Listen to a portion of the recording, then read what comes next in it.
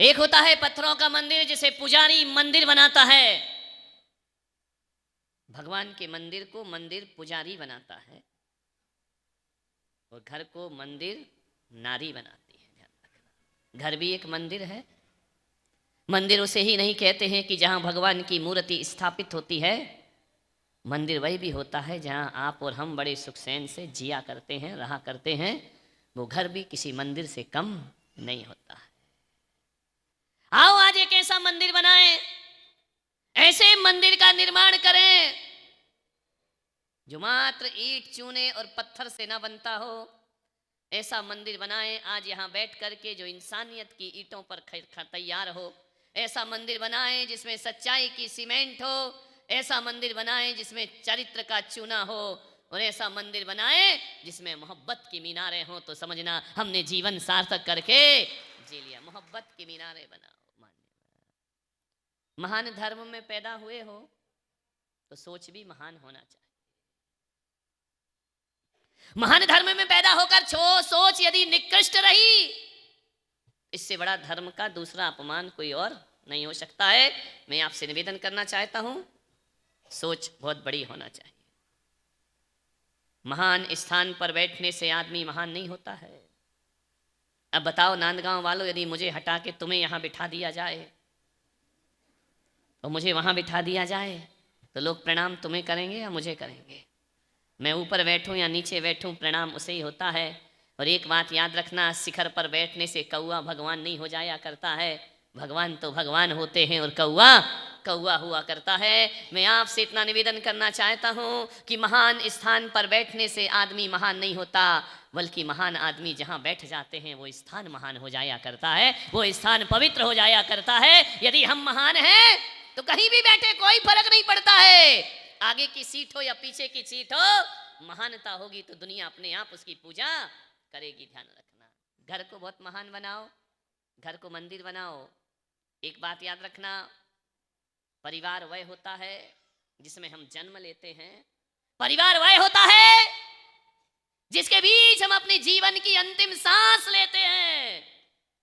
हर प्राणियों का परिवार होता है, मनुष्यों का नहीं, पशुओं का भी परिवार होता है। उनकी भी अपनी एक समाज होती है। पक्षियों का भी अपना एक समूह हुआ करता है। एक समूह का पक्षी दूसरे समूह में नहीं जाया करता है। एक एरिया का जानवर दूसरे एरिया में नहीं जाया करता है। एक एरिया का कुत्ता दूसरे एरिया के कुत्ते को भगा दिया करता है। ध्यान रखिए, आपसे मैं इतना ही निवेदन करता हूं कि केवल मनुष्यों का ही समाज नहीं होता है, जानवर और पशु पक्षियों का भी अपना एक समाज हुआ करता है, उनका अपना एक परिवार हुआ करता है। परिवार के बीच कैसे रहना, ऐसे मत रहो कि पिता पुत्र से नहीं बोलता, भाई भाई से नहीं बोलता, देवरानी जिठानी से नहीं बोलती है, ननंद भाभी में बोलचाल बंद है, सास बहू में बोलचाल बंद है। और ये जिंदगी भी कोई जिंदगी है मेरे भाई? ध्यान रखना, मैं आपसे निवेदन करता हूं, जिस घर में 4 लोग रहते हैं और एक दूसरे से नहीं बोला करते हैं, वो घर घर नहीं शमशान हुआ करता है, जहाँ पर कब्रों में ना जाने कितने मुर्दे दफन हुआ करते हैं। ना एक दूसरे को देखते हैं, ना एक दूसरे से बोलते हैं। मैं चाहता हूँ आपका घर कब्रिस्तान नहीं, आपका घर पूजा का स्थान बनना चाहिए, मंदिर जैसा पवित्र होना चाहिए। शमशान घाट मत बनाओ अपने घरों को, एक आदर्श घर बनाने का प्रयास करिए। और इसकी सबसे बड़ी जिम्मेदारी यदि किसी की है तो नारी की सबसे बड़ी जिम्मेदारी होती है।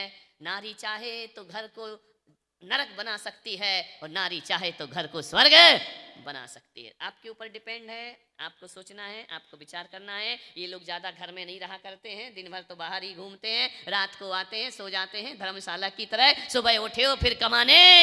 घर बसाना तुम्हारा काम। ध्यान रखना, पैसा कमाना आदमी का काम होता है और पैसे को कैसे जीना ये महिलाओं का काम हुआ करता है। ध्यान रखना, ये महिलाओं का, ये नारियों का काम होता है। पैसा कमाना पुरुष का काम है और घर चलाना महिलाओं का काम हो। घर को कैसे चलाना है, घर को कैसे स्वर्ग बनाना है, घर को कैसे महान बनाना है, ये आपके ऊपर निर्भर करता है। आज हमारे घर नरक हो रहे हैं, संख्या बहुत कम हो गई है, बहुसंख्यक समाज अल्पसंख्यक होता चला जा रहा है। और जो कल तक अल्पसंख्यक थे, आने वाले 20 सालों में वो बहुसंख्यक बनकर के खड़े हो जाएंगे। और ऐसा नजारा इस देश के सामने होगा कि अपने ही वतन में हम परायों जैसा रहना प्रारंभ कर देंगे। इस पर आपको विचार करना है। आज की मत सोचो, आने वाले 50 साल की सोच करके चलो।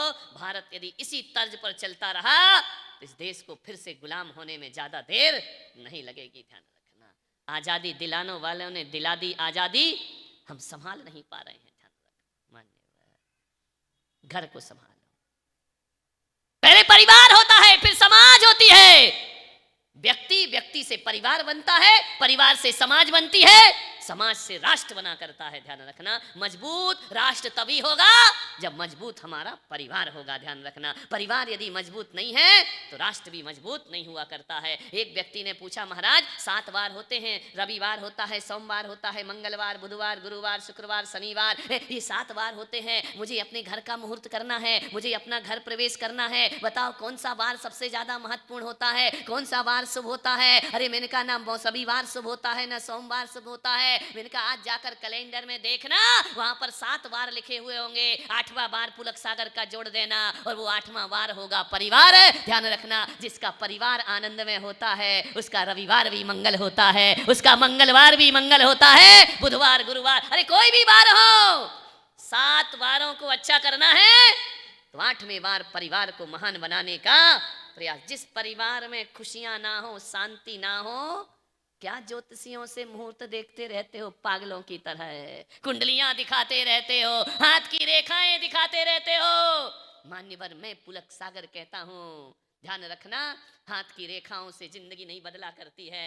अरे जो जिंदगी को बदल लेता है, रेखाएं अपने आप बदलना शुरू हो जाया करती हैं। रेखाओं से जिंदगी नहीं चलती है। आदमी ज्योतिष में लगा है, आदमी वास्तु सुधारने में लगा है, बना बनाया मकान तोड़ देता है, वास्तु खराब है, बेचारे की मेहनत तोड़ ताड़ के नाश कर दी। मैं कहता हूं वास्तु को सुधारने से जीवन में शांति नहीं आया करती है। परिवार में व्यवहार सुधार लो, गलत वास्तु भी जीवन में आनंद दे दिया करती है। गलत वास्तु से भी जीवन में आनंद। व्यवहार बदलो, अपना नेचर बदलो।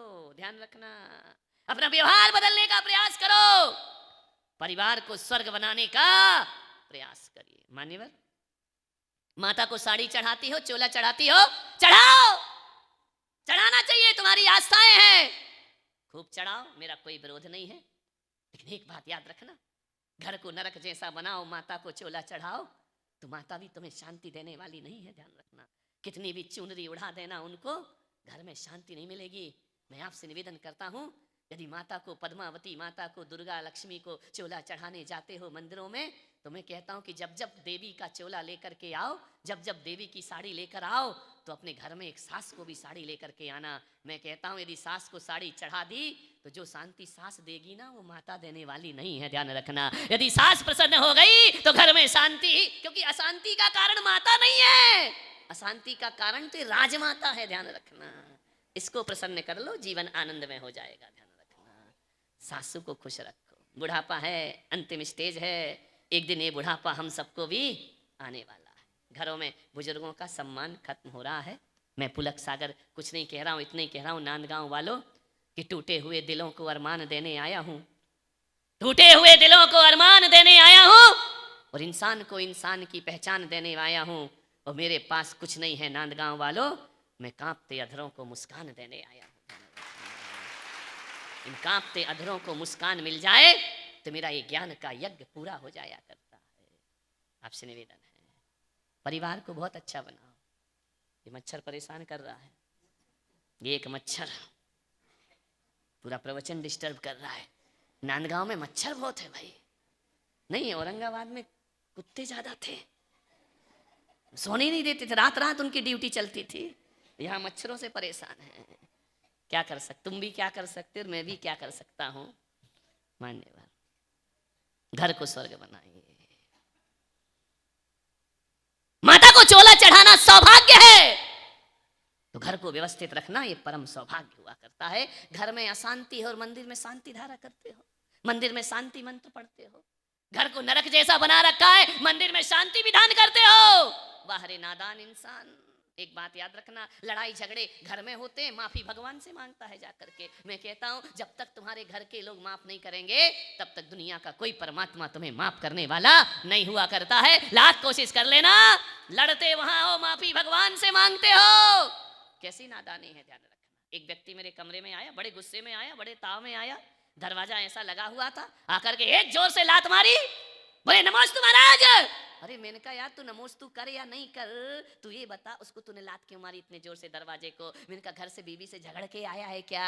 बोले आपको कैसे पता? मैंने कहा तेरा एक्शन बता रहा है कि जरूर तेरा पारा गर्म है। मैंने कहा एक बात बता, उसने तूने दरवाजे को लात मारी? बोले हाँ महाराज क्षमा करो, गलती से लात मार दी। मैंने कहा क्षमा मुझसे मत मांग, जाके दरवाजे से मांग।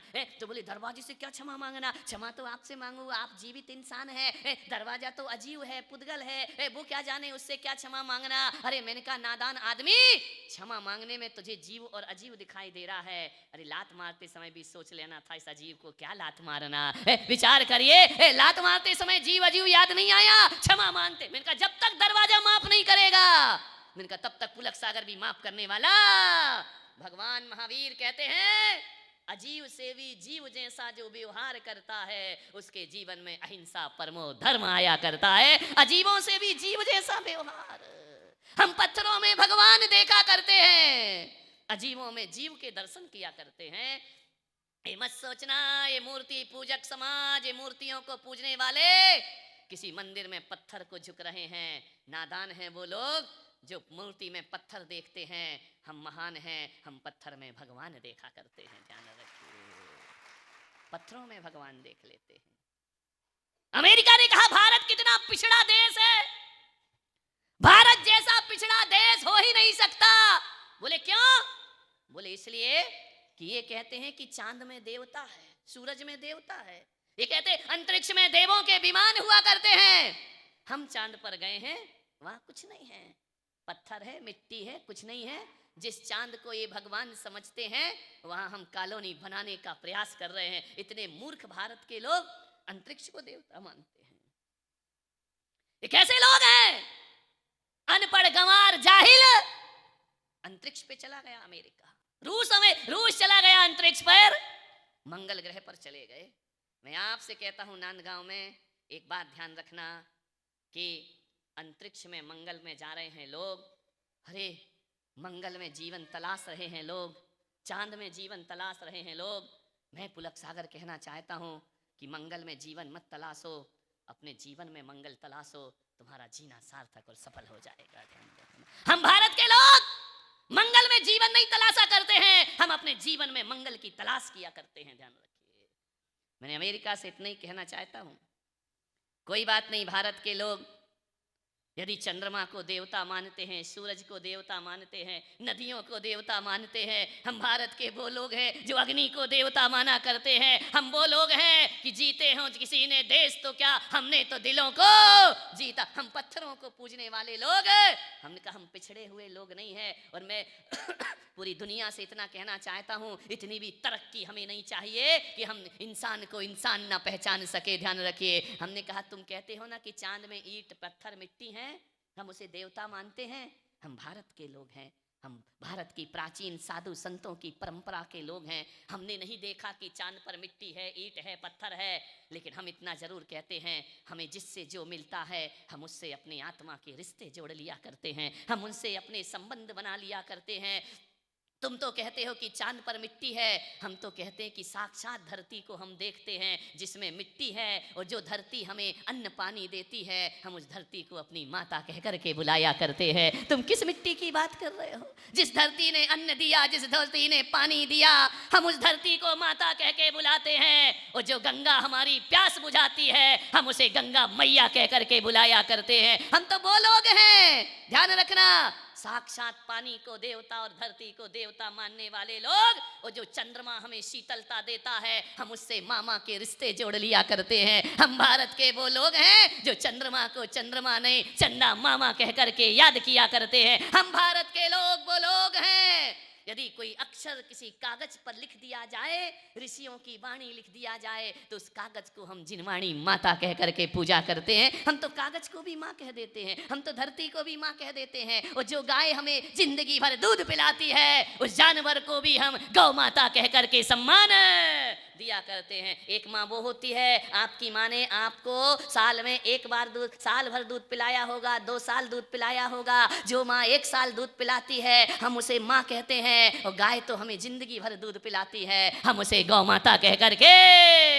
गाय ऐसी माँ है जो अपने बछड़े का दूध छुड़ाकर तुम्हारे बछड़े पाला करती है। ध्यान रखिए, वह अब जिंदगी भर हमें मरते दम तक भारत का आदमी गाय का दूध पीता है। अरे जो गाय को देवता नहीं समझते हैं, गाय को जानवर समझते हैं, ऐसी कौम भी बिना दूध के जी नहीं सका करती है। ध्यान रखना, हमने तो दूध तो हर कोई पीता है, दूध सबको पीना है, गाय किसी को नहीं चाहिए। ध्यान रखना, मान्यवर सोचना है।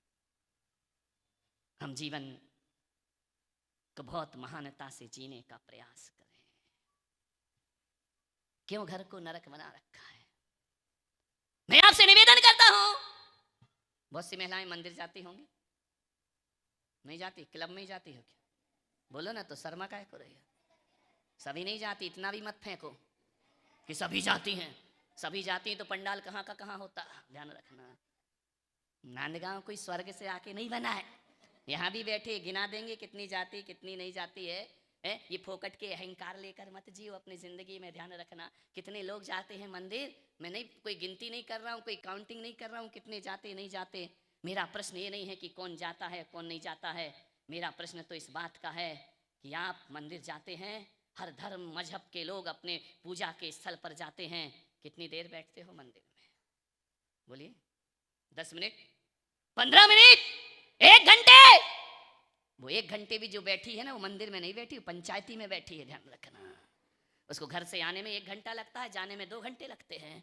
वो आई कि नहीं आई, उसने क्या किया, तेरे घर में क्या चल रहा, ये साड़ी कितने में ले ली, ये गहना कितने का आया, पता चला कि 2 मिनट तो स्वाध्याय नहीं किया, 10 मिनट से तो सीढ़ी पर खड़ी बात कर रही है। ध्यान रखना, 1 घंटे 2 घंटे में घर पहुंचा करती है, टाइम पास कर रही। कोई भगवान से, उसको भगवान में कितना मन लगता है? 10 मिनट 5 मिनट माला फेरते फेरते आदमी का मन नहीं लगता है। लेके रहता नमो रियंताणम नमो सिद्धाणम नमो रियंताणम नमो सिद्धाणम, आंख बंद करके माला फेरा, एक माला, एक मोती में मन, 2 में मन, 3 में मन। जैसे ही 10 में पहुंचता सोचता यार कहाँ गया वो 3 वाला, आया कि नहीं आया, कितनी देर और लगेगी।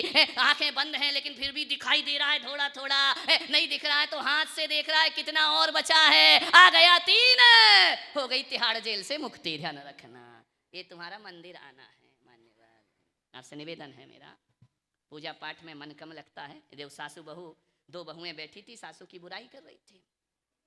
मैं पहुंच गया, अपनी अपनी सासू की बुराई कर रही, मेरी सासू ऐसी, तेरी सासू ऐसी। मैं खड़ा था, मैंने कहा क्यों तुम मंदिर आई है सासू की बुराई करने के लिए आई हो? बोले आपने सुन लिया क्या? मैंने कहा नहीं, मैं बहरा हूँ, मुझे सुनाई नहीं देता है। ये कर क्या रही हो? बोले कि कुछ नहीं कर रहे, हम तो धर्म ध्यान कर रहे हैं। हमने कहा ये धर्म ध्यान, सासू की बुराई उसकी बुराई? बोले नहीं नहीं यही धर्म ध्यान है। बोले क्यों? मैंने कहा किसने सिखाया? बोले आपने। अरे मैंने कहा मैंने क्या सिखा दिया? बोले आपने ही कहा था मंदिर जाओ तो आलोचना पाठ पढ़ा करो। उनका जय हो तुम्हारे पंचम काल की। आत्मा की आलोचना करना थी कि सासू की आलोचना करना थी बैठ करके? आदमी गलत अर्थ जल्दी लगाता है जिंदगी का। मान्यवर, आपसे निवेदन है, मंदिर जाते हो 1 घंटे मान लो जोर दो बहुत तो 1 घंटा रुकता हो, नहीं तो 15 मिनट 10 मिनट यूं करता है, गंधोदक लगाता है, बाहर निकल जाता है। एक बात बताओ नांदगांव वालों, जिस मंदिर में 1 घंटे जाते हो वो 23 घंटे अपनी दुकान और परिवार में रहा करते हो। आदमी 23 घंटे घर में रहता है और 1 घंटे मंदिर में रहता है। एक बात मुझे बता दो, 1 घंटे जिस मंदिर में रहना है उस मंदिर को कितना पवित्र बनाते हो, कितनी शांति बना के रखते हो। अरे 1 घंटे जहाँ रहना है वहाँ पवित्रता रखते हो। मैं पुलक सागर कह रहा हूँ, अरे 23 घंटे जहाँ रहो उसे मंदिर जैसा पवित्र बना लो, फिर किसी और मंदिर में जाने की जरूरत नहीं हुआ करती है। जहाँ 23 घंटे रहना वहाँ कलह हो रही है, जहाँ 23 घंटे रहना वहाँ झगड़े हो रहे हैं, जहाँ 23 घंटे रहना है वहाँ अशांति का वातावरण है। 1 घंटे मंदिर में शांति, 1 घंटे भी मुश्किल है शांति, जिसमें नांदगांव की महिलाएं तो जय हो पंचम काल की, बड़ी किस्मत वाला हूं मैं कि यहाँ शांत बैठी हैं। शाम का नजारा देखना, इनका ध्यान रखना, विचार करना है, आपको सोचना है। जिस घर में 23 घंटे रहना है ना उस घर में शांति की स्थापना करो, प्रेम की स्थापना करो। क्यों साल में 1 बार इंतजार करते हो क्षमावाणी का? क्यों इंतजार करते हो संवत्सरी का कि क्षमावाणी आएगी तो क्षमा मांग लेंगे? क्यों दिवाली का इंतजार करते हो? क्यों होली का इंतजार करते हो मेरे भाई। ये पवित्र त्योहार है, हमारे भारतीय त्योहार हैं। विदेशी त्योहार हमारे देश में हावी नहीं होना चाहिए, विदेशी त्योहार हमारे देश में नहीं आना चाहिए। देश में जो भी मनाए तो अपने भारत के त्योहार मनाए जाना चाहिए। मैं आपसे निवेदन करता हूँ। एक आदमी बोला, महाराज आप वैलेंटाइन डे का इतना विरोध क्यों करते हैं? मैंने कहा बिल्कुल करेंगे। ये सड़ी गली संस्कृति, पाश्चात्य संस्कृति हमारे देश पर रोपी जा रही है। हमारे देश में ये वासना के त्योहार आ रहे हैं। मेरा देश वासना के त्योहार वाला नहीं, मेरा देश साधना के त्योहार वाला हुआ करता है। आज एक छोटी सी बच्ची मेरे कमरे में आई, बोले मेरा जन्मदिन है। मैंने कहा क्या करेगी बेटा? बोले कुछ नहीं करूंगी। मैंने कहा केक काटेगी? बोले हाँ। मैंने कहा नहीं, ध्यान रखना केक काटना हमारी संस्कृति नहीं हुआ करती है। तो बोले मैं क्या करूं महाराज? मैंने कहा जा मंदिर में जाके एक दिया जलाना, तेरा जन्मदिन मनाना सार्थक और सफल हो जाएगा। भगवान के ये केक काटना, ये हैप्पी बर्थडे बोलना, ये हमारे देश की संस्कृति नहीं हुआ करती है। मत करो साल भर दिवाली का इंतजार, मत करो साल भर होली का इंतजार, मत करो साल भर संवत्सरी का इंतजार। अरे रोज सुबह उठकर अपने माता पिता के चरण छुओ, और यदि माता पिता तुम्हें चरण छूते गले से लगा लें, समझ लेना हो गई क्षमा वाणी, हो गई संवत्सरी। इससे बड़ी क्षमा वाणी कोई दूसरी। सास ससुर के चरण छुओ, गले से लगा ले मेरी बेटी मेरी बहू, आज तुमने संवत्सरी का त्योहार मना लिया। दोपहर को पूरा परिवार एक साथ बैठकर हंसते मुस्कुराते हुए एक जगह भोजन कर ले, समझ लेना होली का त्योहार हो गया। और रात को बुजुर्गों के पैर दबा कर सो जाओ, अंधेरी रात दीपावली जैसी चमक जाएगी। ध्यान रखना, दीपावली का त्योहार है। रोज दिवाली मनाओ, रोज होली मनाओ, रोज क्षमा वाणी मनाओ। ऐसा हमारा देश बना दो। ध्यान रखिए मान्यवर, क्यों एक एक साल इंतजार करना पड़ता? आजकल एक बोल आ गया मदर्स डे। अरे काहे का साल में एक बार के लिए माँ होती है क्या जिंदगी में? अरे हम तो वो भारत के लोग हैं, प्रातः काल उठई रघुराई, माता पिता गुरु शीस नवाई। ध्यान रखना, हम तो उस संस्कृति के लोग हैं जहाँ रामचंद्र जी सुबह उठ के प्रातः काल माता पिता गुरु शीस नवाई, प्रातः काल उठई रघुराई। हमारे यहाँ तो रोज फादर्स डे है, हमारे यहाँ तो रोज मदर्स डे है, हमारे यहाँ तो रोज गुरु पूर्णिमा हुआ करती है। ध्यान रखिए, साल भर क्यों इंतजार करते हो इन चीजों का?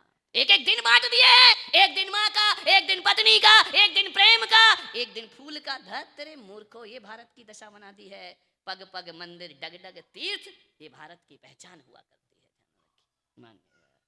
रोज दिवाली मनाओ। ग्रह दशा सुधारना है, नवरत्न पहन रहा है आदमी, पागल हो गए खोपड़ी। इन कंकरों पत्थर से दशा सुधरती है? मैं कहता हूं कि कोई अंगूठियां पहनने से जीवन में शांति नहीं आती है। आज एक अंगूठी मैं आपके दे रहा हूं, जाओ पहनना, जीवन में शांति ही शांति होगी। मेरी अंगूठी ना हीरे की है, ना मोती की है, ना माणिक की है, ना पन्ने की है। आज इस सभा में एक अंगूठी सबको दे रहा हूं, जिसको लगे ले जाना, कोई कीमत नहीं होगी। एक अंगूठी पहनो, सारे ग्रह तुम्हारे बस में हो जाएंगे। और मेरी अंगूठी यदि कोई है तो प्रेम की अंगूठी पहनो, जीवन में आनंद ही आनंद बरस जाएगा। प्रेम की अंगूठी होना चाहिए। रत्नों की अंगूठियों से जिंदगी थोड़ी संवरती है, प्रेम की अंगूठी पहनो। मालूम है हिंदू का घर कौन सा होता है? जिसके आंगन में तुलसी का बिरवा होता है और रोज गंगा जल से जिसे अभिसिंचित किया जाता है। जिसके आंगन में तुलसी का बिरवा हो, समझना हिंदू धर्म का घर हुआ करता है। आपके घरों से तुलसी समाप्त हो गई है, आपके घरों के आंगन में तुलसी का बिरवा नहीं बचा है।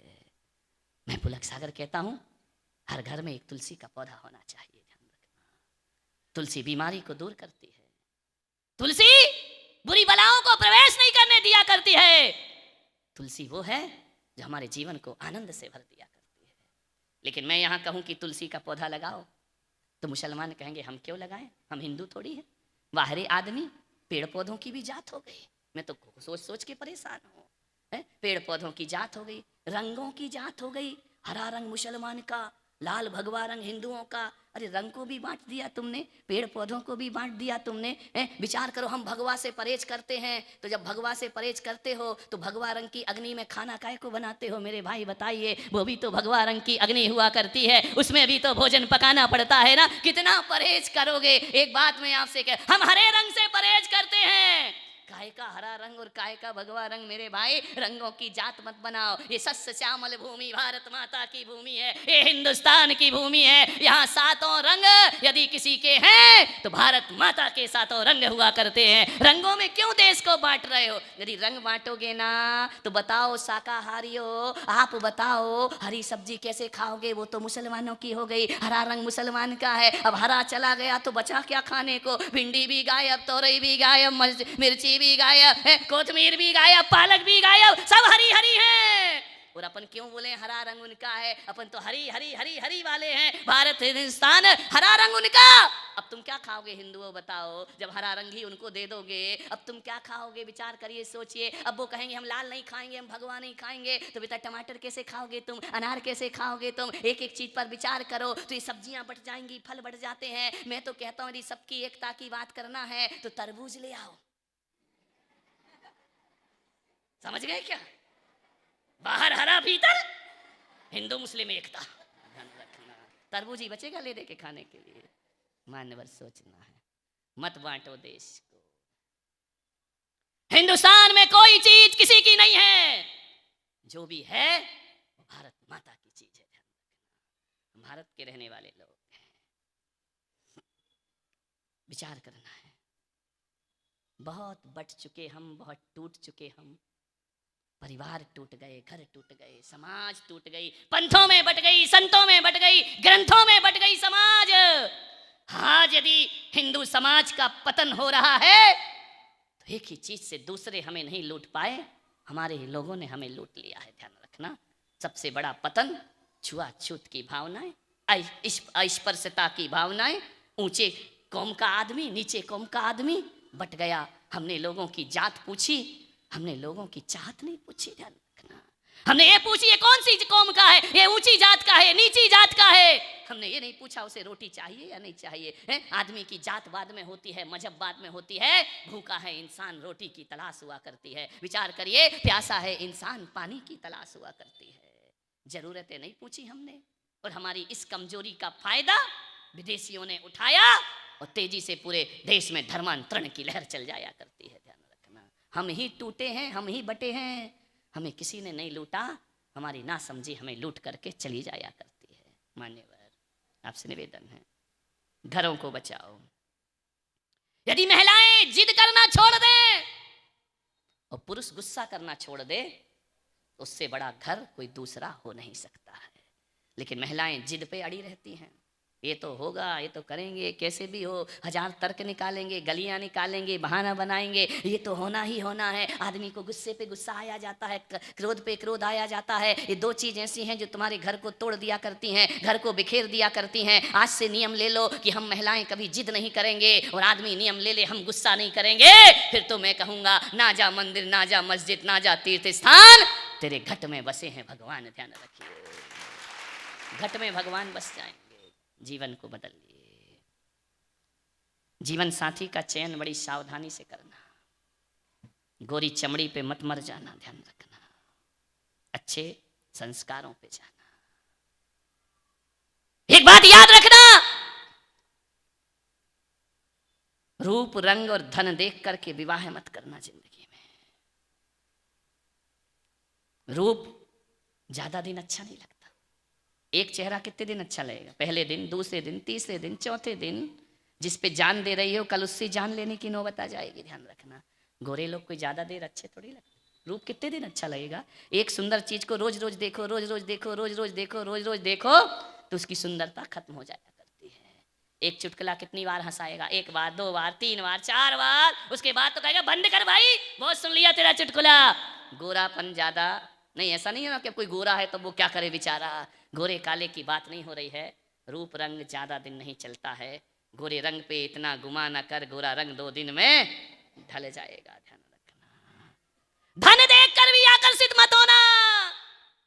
ये धन भी 4 दिन का है। ध्यान रखना, किस्मत कब करवट बदल दे, लाखपति खाकपति हो जाएगा और खाकपति लाखपति हो। धन का कोई भरोसा नहीं, आज तुम्हारे पास है कल किसी और के पास चला जाएगा। ध्यान रखना, न रूप देखकर जीवन साथी चुनो, न धन देखकर जीवन साथी चुनो। जीवन साथी तो ऐसा चुनो जो रूप रंग से नहीं, हमारे जिंदगी से जो प्यार करता हो वो हमारे जीवन का साथी हुआ करता है। ये रूप रंग में हो रहे हैं हालात, देख रहे हो सोशल मीडिया में क्या क्या चल रहा है रात दिन। मान्यवर, आवेश में मत आइए। एक बात याद रखना, जिंदगी प्रेम से चला करती है। तो मैं कह रहा था कि हर किसी के घर के आंगन में एक तुलसी का पौधा हो। ना लगा सको कोई बात नहीं है। जैन कहेगा हम क्यों लगाएं, बौद्ध कहेंगे हम क्यों लगाएं। तुलसी सबको चाहिए, पौधा किसी को नहीं चाहिए। मैं आपसे निवेदन करता हूं, आज मैं ऐसा पौधा दे रहा हूं आपको, जिसे आप अपने घर के आंगन में लगा सकते हैं। बहुत वृक्षारोपण करते हैं, बड़े बड़े वृक्ष लगाए जाते हैं, झाड़ लगाए जाते हैं, जीवन में सुकून नहीं मिलता है। मैं पुलक सागर ऐसा पौधा आपको दे रहा हूं जो मुसलमान भी लगा सकता है, हिंदू भी लगा सकता है, जैन भी लगा सकता है, बौद्ध भी लगा सकता है, ईसाई भी लगा सकता है। मैं वो पौधा आपको दे रहा हूँ जो ना तुलसी का पौधा है, ना हिंदू का, ना मुसलमान का। मैं एक पौधा आपको दे रहा हूँ। आज अपने घर में जाना और कोई पौधा लगाओ या ना लगाओ, अपने घर के आंगन में एक प्रेम का पौधा जरूर लगा लेना। और उस प्रेम के पौधे में क्या डालना, गंगा जल लाना तो बहुत मुश्किल का काम है।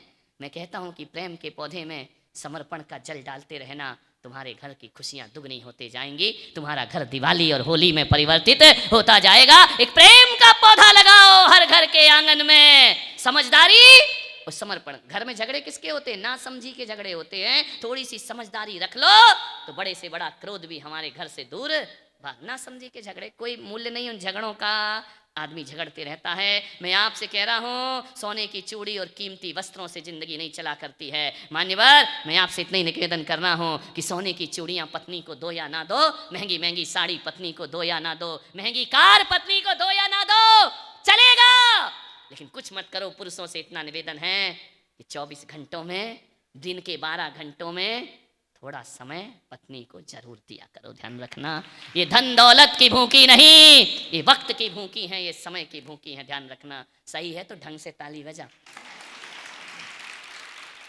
लाखों रुपए लाके तुम्हें दे दे और वो मिले ही ना, तुमसे बात ही ना करे, लाख रुपया किस काम का। वो सोने की चूड़ी नहीं चाहिए, सोने की चेन नहीं चाहिए, वक्त चाहिए। और आदमी इतना पैसा कमाने में डूब गया है कि उसके पास दोस्तों के लिए वक्त है, बाजार में वक्त है, ऑफिस में वक्त है, धन कमाने का वक्त है, पत्नी के लिए उसके पास टाइम नहीं, मोबाइल चलाने का वक्त है।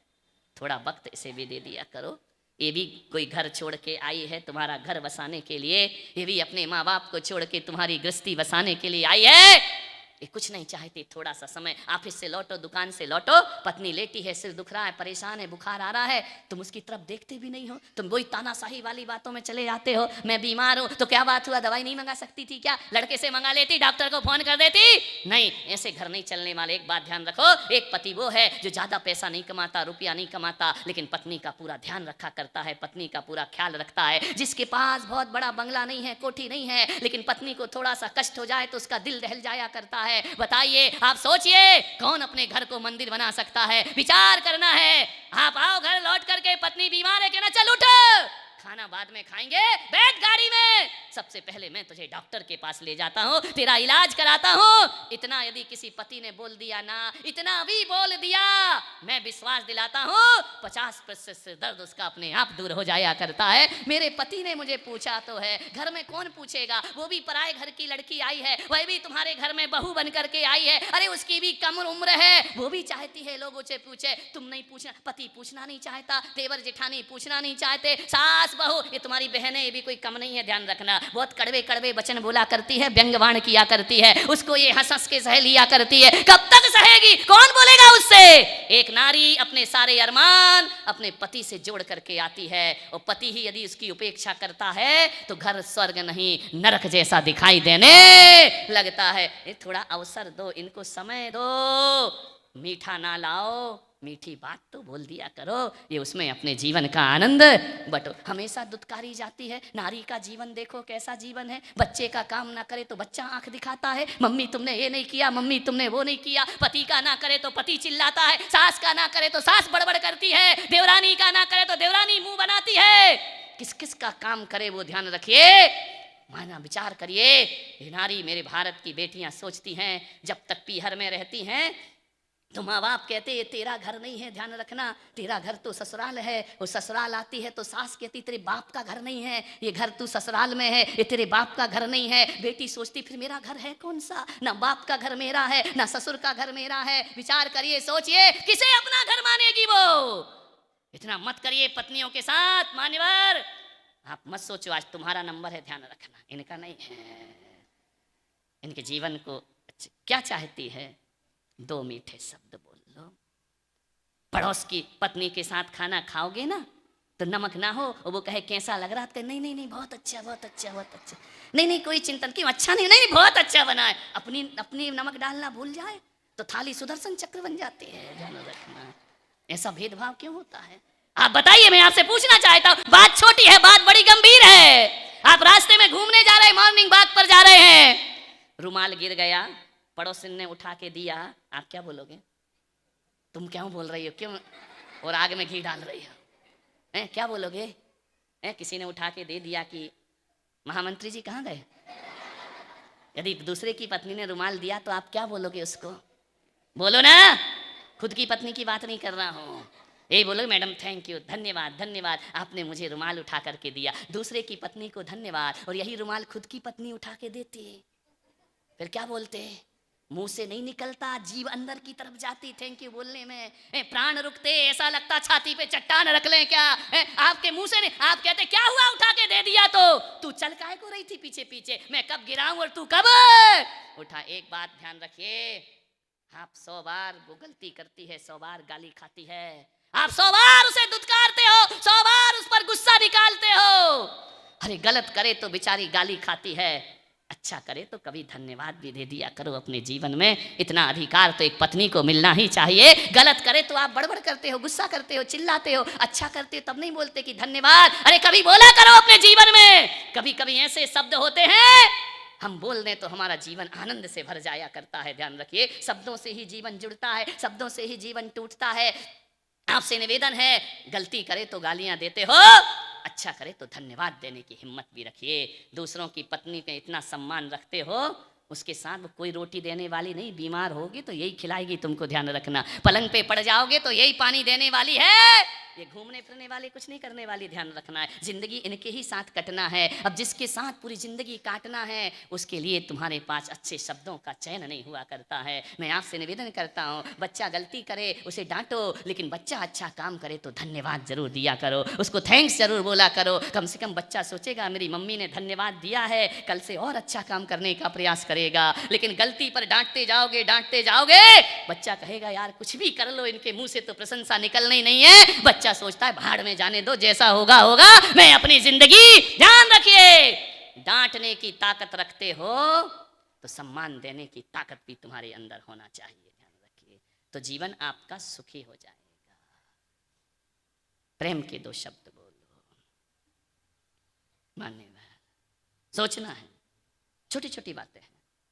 एक थैंक्स, और एक बात और याद रखना नांदगांव वालों, तुमको बड़े बड़े सामान भी छोटी खुशी देते हैं, महिलाओं को छोटे सामान भी बड़ी खुशी दिया करते हैं। ध्यान रखना, छोटी सी चीज भी, छोटा सा उपहार भी दे दो ना, इतनी खुश हो जाती हैं, इतनी खुश हो जाती हैं जैसे दुनिया का सबसे बड़ा उपहार हमको प्राप्त हो गया हो। छोटी छोटी बातें इनकी इतना खुशी कर देती हैं जीवन को। कभी आकर के पूछ लिया करो तू कैसी है। और एक बात याद रखना, ये भी तुम जानते हो कि हमें तुम्हारी जरूरत है और तुम्हें हमारी जरूरत है।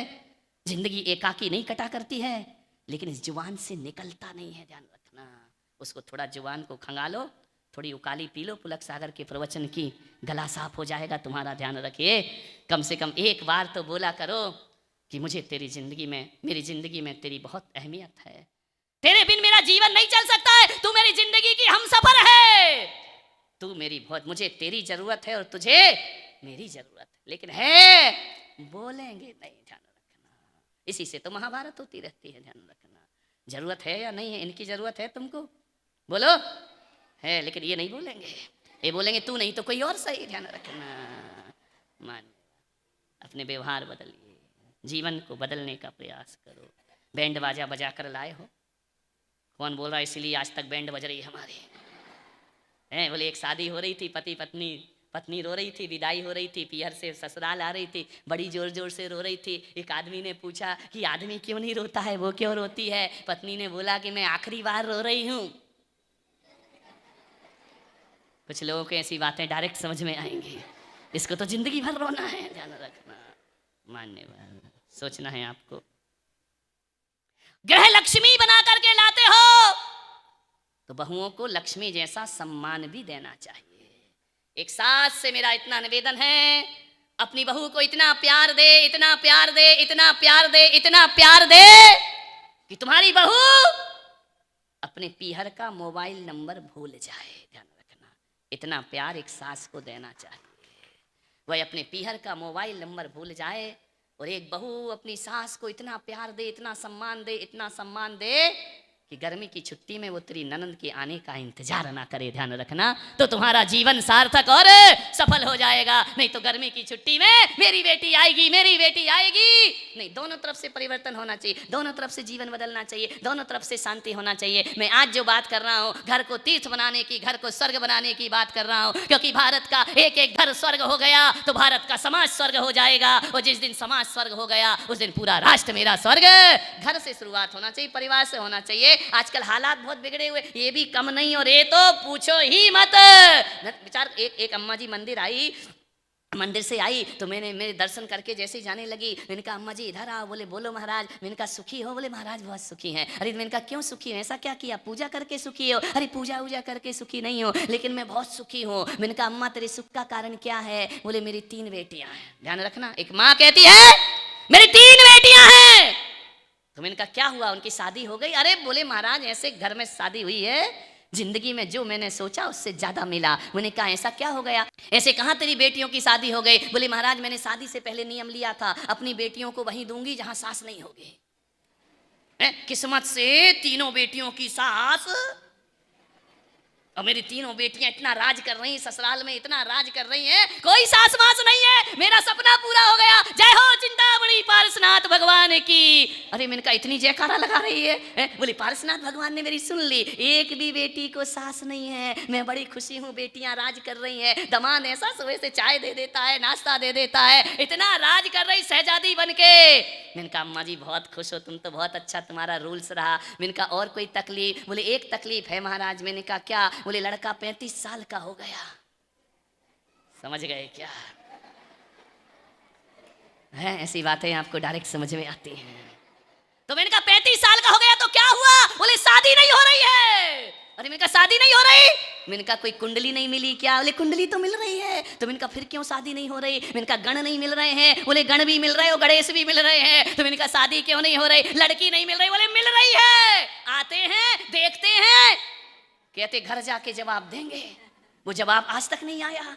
महाराज दर्जनों लड़कियां देख ली, मेरा लड़का का विवाह नहीं हो रहा। मैंने कहा नहीं होगा। बोले क्यों नहीं होगा, ऐसे बद्दुआ क्यों दे रहे हो? मैंने कहा तेरी जैसी खोपड़ी वाली उसकी माँ भी है, वो भी कह रही अपनी बेटी वहीं दूंगी जहां सास नहीं होगी। ध्यान रखना। मैंने कहा जब तक तू जिंदा है तब तक बेटा बिहाने वाला, अब जैसा करोगे वैसा।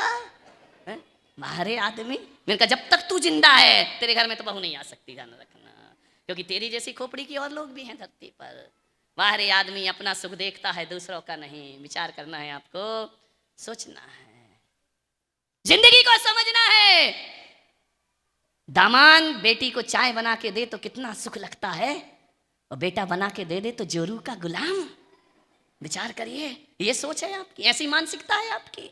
दामाद नाश्ता दे दे, मेरी बेटी राज कर रही है, खुद का बेटा बहू को दे दे, हाँ लगा रहे उसी के पीछे, हम तो अब कुछ है ही नहीं। ये सोच रहेगी, वो घर कैसे स्वर्ग बनेगा मेरे भाई। मान्यवर, बातें बहुत छोटी हैं, बातें बहुत बड़ी हैं। ध्यान रखना, वही काम बेटी के साथ हो तो अच्छा लगता है, वही काम बहू के साथ हो जाए तो बुरा लगता है। बेटा पहले भी जवाब देता था तब बुरा नहीं लगता था, और जब से शादी हो गई अब जवाब दे तो लगता वो सिखा रही है, जैसे वो सिखा रही जैसे सारी चीज उसने ही सिखाई हो। इससे आने से पहले तो तेरा बेटा अंगूठा पीता था। ध्यान रखना, मान्यवर, घरों को नरक मत बनाओ, स्वर्ग बनाने का प्रयास करो। एक सास आई मेरे पास, बोले महाराज जब से बहू आई है घर में शनिचर लग गया है। अरे मैंने कहा तू तो लक्ष्मी बना के लाई थी, ये शनि साथ में आया क्या उसके? बोले महाराज बहुत दुखी हूँ, बहुत परेशान, कहाँ की रणचंडी महिषासुर मंडनी उठा लाई मैंने कहा ऐसा क्या हो गया, क्या कर दिया तेरी बहू ने? अरे बोले 8 बजे सो के उठती है, मैं मंदिर से चली जाती हूँ घर, पट्टी सोई रहती है आराम से, ना नाश्ता बनाती ना खाना बनाती, कुछ नहीं करती है, एक कहो तो 4 सुनाती है। मैंने कहा अच्छा? बोले ना देवर को पूछती ना जेठ को पूछती, इससे तो अच्छा महाराज मेरा लड़का कुंवारा ही रहता। तो मैंने कहा तू ही मरी जा रही थी शादी करने के लिए, वो तो कुंवारा ही रहता, ध्यान रखना। मैंने कहा एक बात बता अम्मा, इतनी बहू है, गरीब घर की है अमीर घर की है? बोले यही तो मती मारी गई थी मेरी, अमीरों की उठा लाई हूँ। मैंने कहा अमीर की आएगी तो बहू आएगी, बहू रानी नहीं आए, ध्यान रखना। गरीब की आएगी तो बहू बनकर आएगी, और अमीर की आएगी तो बहू रानी बन करके आएगी, ध्यान रखना। मैंने कहा वो बहू रानी है, वो जब घर में आएगी बहू रानी तो सास को बनना पड़ेगा नौकरानी, ध्यान रखना है। 2 रानी तो एक घर में नहीं चल सकती हैं कि मैं भी रानी तू भी रानी, अब कौन भरेगा पानी, ध्यान रखना, विचार करना, एक को तो नौकरानी बनना पड़ेगा। बोले महाराज देखो ऐसी बातें मत करो, मेरा शनि उतार दो। मैंने कहा किसने बोला शनि चढ़ा है? अरे बोले पंडितों ने बोला 7.5 शनि चढ़ा है। तो मैंने कहा जाओ उसी पंडित से उतरवा ले जा करके। बोले नहीं नहीं आप बताओ कैसे मेरा शनि उतरेगा, ये शनिचर आ गया मेरे घर में। मैंने कहा ला तेरी कुंडली दिखा। कुंडली दिखी, कुंडली में तो मुझे कोई ग्रह में दिखा नहीं, और ना मुझे देखना आता हो ना मैं देखना चाहता हूँ। मैंने कहा अम्मा तो सही कह रही है, 7.5 शनि की दशा चल रही है, नीच का शनि है तेरी कुंडली में। तो बोली महाराज क्या करूँ? मैंने कहा सुखी रहना चाहती? बोले हाँ। मैंने कहा जो बहू रानी ले आई है तेरे दुख का कारण है। तो बोली महाराज कुछ ऐसा बताओ कि मेरा बेटा तलाक दे दे मेरी बहू को। अरे मैंने कहा धत तेरे की बेटे का सत्यानाश चाहती है क्या? जैसे तैसे एक मिली है, दूसरी ओर रणचंडी आ गई। तो मैंने कहा तेरा तो बेड़ा पार हो जाएगा, ध्यान रखना। तो बोली महाराज क्या करूँ? मैंने कहा एक काम कर, मेरा कहना मानेगी? बोले हाँ। तो बोले क्या कहना? मैंने कहा एक काम करना, तेरा शनि उतारना है, बहू सही करना है। बोले हाँ हाँ महाराज सही करना है। तो मैंने कहा शनि उतारना है तो एक काम कर, 5 ग्राम लोहा दान कर दे। बोले 5 ग्राम? आप कहो तो 10 किलो दान कर दूं, मेरे घर में खुशियां आ जाए, 10 किलो लोहा दान कर दूंगी। मैंने कहा 10 से कुछ नहीं हो। अरे बोले 100 किलो भंगार पड़ा है, आप बोलो मैं दान कर देते। मैंने कहा नहीं, केवल 5 ग्राम लोहा दान कर, तेरा शनि तुरंत उतर जाएगा। अम्मा ने कहा 5 ग्राम ऐसा कैसा? मैंने कहा मंत्र मैं पढ़ूंगा, तू 5 ग्राम लोहा दान कर दे, तेरा शनि उधर जाएगा। बोले कि क्या मतलब? मैंने कहा जब से बहू आई तब से शनि आया। बोले हाँ। मैंने कहा फ्रिज लेकर आई है दहेज में, वो लोहे का है, शनि लेकर के आई है। स्कूटर लाई है, वो लोहे का, वो शनि लेकर के आई है। दहेज में जितना भी तू सामान लाई है ना, स्टील के बर्तन वो भी लोहे के, मैंने कहा वो भी शनि उठा करके लाई है। लड़के की ससुराल से इतना शनिचर उठा लाई, और अब तू शांति की बात कर रही है। बोले महाराज कुछ भी करो, ये दहेज तो मैं नहीं लौटा सकती हूँ। मैंने कहा बिल्कुल मत लौटा, 5 ग्राम सोना दान लोहा दान कर दे। बोले मैं कर दूंगी, बोलो कब करना है? मैंने कहा शनिवार के दिन कर देना, तेरा शनि उतर जाएगा। बोले 5 ग्राम लोहा? महाराज क्या लाऊं? 5 ग्राम चूड़ी लाऊं लोहे की बना के, अंगूठी लाऊं? मैंने कहा ना चूड़ी लाना ना अंगूठी लगाना। तो बोले क्या करूं? मैंने कहा कमर में जो 5 ग्राम सोन लोहे की चाबी लटक रही है, ये बहू को दान में दे दे, तेरा घर अपने आप शनि से मुक्त हो जाएगा, ध्यान रखना। तुम क्या समझे कि 5 ग्राम लोहे का टुकड़ा? अरे वो चाबी लोहे की तो है ना। इनका 5 ग्राम बहू को दे दे, तेरा शनि अपने आप उतर जाएगा, ध्यान रखिए। मान्यवर सोचना है आपको, घरों को स्वर्ग बनाओ, छोटी छोटी बातों पर घर मत टूटने दो। जब घरों में बेटियां बेटे देखते हैं कि माँ बाप में महाभारत मची हुई है, जिन घरों में झगड़े ज्यादा होते हैं ना, उन घरों के बच्चे बगावत पर उतर आते हैं, ध्यान रखिए। जब बेटी देखती है कि माँ बाप दोनों ही झगड़ते रहते, लड़ते रहते, जब देखो इस घर में कलह ही मची रहती है, जब घर में प्यार नहीं मिलता ना, तब बेटियां बाहर प्यार तलाशा करती हैं, ध्यान रखिए। फिर वो भाग जाया करती हैं किसी लड़कों के साथ। घर बहुत स्वर्ग होना चाहिए, मान्यवर। इतना ही निवेदन है। एक बहू ने मेरे प्रवचन सुने, प्रवचन सुनकर के उसने ठान लिया इस घर को स्वर्ग बना के रहूंगी। 4 बहुएं थी, इस घर को स्वर्ग में बदल के रहूंगी। उसने घर को बदला। चौथी बहू सुबह सुबह 6 बजे रसोई घर में चली गई। जो 8 बजे 9 बजे उठती थी, 6 बजे चली गई, नाश्ता बना रही, चाय बना रही। सास ने देखा रसोई घर में कोई बिल्ली इल्ली आ गई क्या, खटपट की आवाज कैसे आ रही। ननन ने कहा मम्मी बिल्ली नहीं आई, वो दिल्ली वाली आई है। तो बोले क्या कर रही है? चुपचाप देखो, नाश्ता बना रही है। ये नाश्ता बनाएगी जिंदगी में कभी? नाश्ता बनाया, रखा, मम्मी जी नाश्ता करी। सास ने देखा ये कैसी बदल गई भाई, नाश्ता करिए। इतनी देर में तुम्हें मंदिर से आ जाती, तब तक सोती रहती, आज नाश्ता कैसे करूं? बोले महाराज ने अपने प्रवचन में कहा है कि घर को स्वर्ग बनाना है तो भूखे को भोजन देना चाहिए। सास ने कहा तेरा सत्यानाश हो, नाश्ता भी दे रही हो, बोल रही भूखे को भोजन दे दो।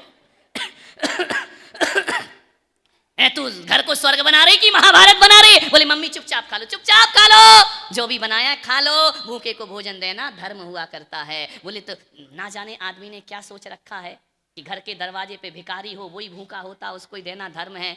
मैं कहता हूँ भिखारी को भोजन देना बाद में धर्म है। घर में तुम्हारी सास रात्रि में जल नहीं पीती, भोजन नहीं पीती, 12 घंटे से भूखी है, उसका भोजन कराना, नाश्ता कराना पहले किसी पारणा कराने से ज्यादा पुण्य का काम हुआ करता है, ध्यान रखना।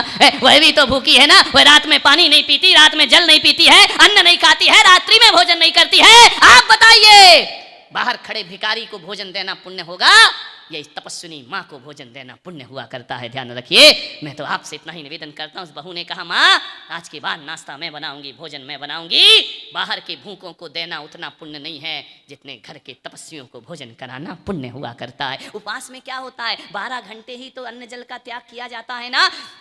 और कोई सासू कोई ससुर यदि 12 घंटे तक रात में अन्न जल ग्रहण नहीं करता है तो हमारे शास्त्र कहते हैं कि उसे 1 साल में 6 महीने पूर्ण उपवास करने का फल प्राप्त हुआ करता है। और सुबह से किसी बहू ने उन्हें नाश्ता दूध बनाकर दे दिया, मैं कहता हूं वो पारणा से कम नहीं हुआ करता है। ध्यान रखना, अपने घरों को स्वर्ग बनाना है, इस तरह की जिंदगी जीना प्रारंभ करिए। सोचना है आपसे, थोड़ा छोटा बनो अपने आप में, बहुत कुछ जिंदगी में मिलेगा। मान्यवर कोई भी चीज खरीदो, ये छोटी छोटी बातें आपको बता रहा हूं, यदि ये सुधार ली तुमने तो मैं तो नांदगांव से चला जाऊंगा। तुम सुधरो नहीं सुधरो मेरा कुछ बिगड़ने वाला नहीं है। और एक बात याद रखना नांदगांव वालों, मैं ज्यादा दिन के लिए आपके यहाँ नहीं आया हूं और इतनी भी पहचान नहीं हुई है कि तुम मुझे याद करोगे। नहीं भी करोगे तो पारस चैनल पे मैं याद दिला दूंगा तुमको, ध्यान रखना। लेकिन आपसे इतना निवेदन है, मैं चला जाऊं तो मुझे याद मत करना, तुमको कसम है मेरी याद से तुम्हारा कुछ भी काम होने वाला नहीं है। मैं चला जाऊं तो मुझे याद मत करना, मेरी बातों को याद करना, तुम्हारे बहुत काम आएंगी ज़िंदगी में, ध्यान रखिए। मैं तुम्हारे किसी काम नहीं आ सकता हूँ, मेरी बातें तुम्हारे बहुत काम की होंगी, ध्यान रखना। संतों को याद करना बड़ी बात नहीं, उनकी शिक्षाओं को याद करना जीवन में बहुत बड़ी बात हुआ करती है। घर बिखर रहे हैं, घर को संभालने का प्रयास करिए। ऐसे ही हालात इस देश में रहे तो सारे रिश्ते खत्म हो जाएंगे। आज 21वीं सदी में भारत उस मोड़ पर आकर खड़ा हो गया है, हम ऐसे अंधे रास्ते पर आकर खड़े हो गए हैं कि आने वाले 25-50 सालों के बाद न घर में कोई देवर रहेगा, न घर में कोई भाभी रहेगी, न घर में उसको ले जाइए उठा करके, वो चुप होने वाला नहीं, उसका बाप तो चुप हो जाएगा, वो नहीं होगी। नहीं, बाप को तो आंख दिखा दो तो कुर्सी से गिर जाएगा। बच्चे नहीं होते हैं, 21वीं सदी के हैं, ले जाइए। विचार करिए, सोचना है आपको। थोड़ी देर की बातें हैं, मैं आपसे निवेदन करना चाहता हूं, ऐसा देश बनने वाला है, सब रिश्ते खत्म होने वाले हैं। एक ही औलाद, एक ही बेटा, कौन चाची कौन चाचा, कौन मामी कौन मामा, सब रिश्ते खत्म हो जाएंगे। ना देवरानी रहेगी, ना जिठानी रहेगी, ना काका रहेगा, ना काकी रहेगी, ध्यान रखना। बस 2.5 लोगों का परिवार होगा, हम और हमारा एक छोटा सा बच्चा। बड़ा हो गया तो बाहर पढ़ने चला जाएगा, ध्यान रखना। ऐसे हालात आने वाले इस देश में, ऐसी फैशन में डूब रहा है देश। एक बच्चा जैन समाज कहाँ जा रहा है, कभी विचार करना। अब आपके बच्चों को हमें बैराग के उपदेश देने में डर लगता है कि माँ बाप की एक ही औलाद है, वो भी हम ले जाएंगे तो इन बूढ़ों का क्या होगा। लेकिन ये भी सच है, जो हमारे नहीं हुए वो तुम्हारे भी होने वाले नहीं हैं, क्योंकि वो तो अमेरिका में जाकर रहेंगे, विदेश में जाकर रहेंगे, तुम्हारे पास तो कोई आने वाला नहीं है, ध्यान रखना। मान्यवर, पहले कच्चे घरों में बड़े परिवार रहा करते थे, अब पक्के घरों में केवल 2 लोग रहा करते हैं, ध्यान रखना। फैशन बन गया हमारा। ईमानदारी से सोचना, ये सदी बड़ी चुनौती भरी सदी है। आज क्यों मंदिरों में भीड़ नहीं है? पहले 2-2, 3-3 लड़के होते थे, एक दुकान देखता था, एक समाज देखता था, एक धर्म देखा करता था। अब तो एक ही लड़का बच्चा है, वो करेगा क्या अपने जीवन में? क्या वो साधु संत बनेगा? क्या वो धर्म को संभालेगा? क्या समाज संभाले? क्या व्यापार संभाले? इतना बड़ा ये नांदगांव बच्चे दिखाई नहीं देते हैं, मुझे ध्यान रखना। बोले आधे बच्चे तो हमारे बाहर पड़ रहे हैं, ध्यान रखना। मान्यवर, क्या होगा इन बड़े बड़े मंदिरों का? भगवान की मूर्तियों के ढेर लग रहे हैं, मूर्तियों की हाइट बढ़ते जा रही है, पुजारी गायब होते जा रहे हैं। एक किराए का पुजारी रख के पूजा पाठ कराते हो। मेरे भाई, मंदिर में तो वहाँ अतिशय होता है जहाँ सारा समाज बैठकर अपने हाथ से पूजा पाठ किया करता है। उन मंदिरों में अतिशय होता है, उन मंदिरों में चमत्कार हुआ करता है। बहुत बड़ी चिंता का विषय बन गया है हमारे परिवार में। मैं ये भी नहीं कह सकता हूँ कि ज़्यादा बच्चे पैदा करो, सरकार मेरे प्रवचन पे रोक लगा देगी जनसंख्या बढ़ाने में, ध्यान रखना। लेकिन एक बात तो याद करूंगा कि सारी जनसंख्या की जिम्मेदारी इन सनातनियों ने ले रखी है। क्या ध्यान रखिए, दर्जनों हो रहे हैं, ध्यान रखना। देश किसकी गिरफ्त में जा रहा है? आपसे निवेदन है, मैं ये नहीं कहूंगा कि ज्यादा बच्चे पैदा करो, ये तो कहूंगा कि किसी अनाथ आश्रम में कोई बच्चे हों जिनके माँ बाप ना हो, तो इतनी ताकत रखो, उस बच्चे को पालने की ताकत आपके अंदर होना चाहिए। उसके अंदर धर्म के संस्कार सौंपने की ताकत तुम्हारे अंदर होना चाहिए।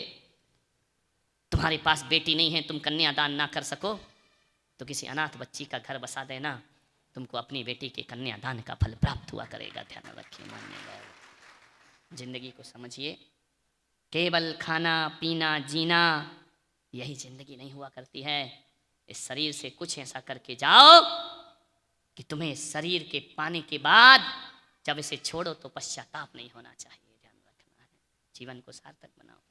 कुछ किया है हमने अपनी ज़िंदगी में, वरना ऐसी ज़िंदगी गुजर जाएगी, पड़े रहोगे खाट पर, लकवा लग जाएगा, पैरालिसिस हो जाएगा, कोमा में पड़े रहोगे बेसुध, कोई पास नहीं आएगा, पड़े पड़े आंसू बहाओगे कि जब वक्त था तब कुछ नहीं किया, आज पछताने से क्या होता है। हाय कुछ न कर सके, न पीर पर की हर सके, हाय कुछ न कर सके, न पीर पर की हर सके, रात बात में गई प्रात खात में गया, रात बात में गई प्रात खात में गया, फिर हमारी जिंदगी से एक दिन निकल गया, फिर हमारी जिंदगी से एक दिन निकल गया। हाय कुछ न कर सके, न पीर पर की हर सके, पैर थे मिले कि स्वर्ग भूमि पर उतार दूं, पैर थे मिले कि स्वर्ग भूमि पर उतार दूं, हाथ थे मिले कि जुल्फ चांद की सवार दूं, जब तलक कदम उठे जिंदगी फिसल गई, जब तलक कदम उठे जिंदगी फिसल गई, फिर हमारी जिंदगी से एक दिन निकल गया, फिर हमारी जिंदगी से एक दिन निकल गया। मान्यवर, जीवन ऐसा नहीं होना चाहिए। एक एक पल को, एक एक क्षण को सार्थक करने का प्रयास करो। हमारी जिंदगी केवल हमारे लिए नहीं, अपने देश के लिए, अपने राष्ट्र के लिए, अपनी संस्कृति, अपने परंपराएं, अपने रीति रिवाज, अपने धर्म, अपने मजहब और अपनी जाति के लिए भी हमारे जीवन में कुछ योगदान होना चाहिए। व्यर्थ का जीवन मत जियो, ऐसा जीवन तो पशु भी जीकर दुनिया से विदा हो जाया करते हैं। मान्यवर, लोग सुन रहे हैं, आ रहे हैं, समय हो गया है, 10 मिनट ज़्यादा हो गए हैं। अपनी बात को समेटता हूँ, यही कहूँगा कि मंदिरों में जाके स्वर्ग मत तलाशो, स्वर्ग मंदिरों से नहीं, स्वर्ग अपने घर में हुआ करता है। घर को नरक बनाकर मंदिर से स्वर्ग नहीं मिलेगा। जो स्वर्ग जैसी जिंदगी जीता है ना, उसको मरने के बाद स्वर्ग जरूर प्राप्त हुआ करता है। और स्वर्ग जैसी जिंदगी ऐसी है, प्रीति प्रेम से हिल मिल कर रहो, इससे बड़ा स्वर्ग दुनिया में कोई दूसरा नहीं हुआ करता है। आप सबने सुना, अनुग्रहित हूँ। जय मां।